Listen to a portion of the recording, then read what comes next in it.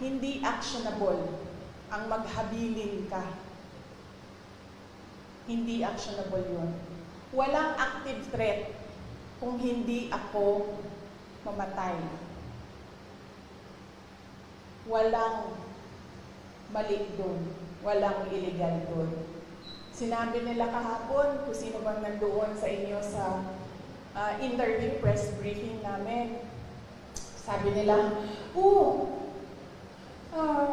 pinalaki at pinalakas yung security ng First Family, ng President, dahil may threat. So ako, napaisip ako, nilalakasan niyo yung security niya? If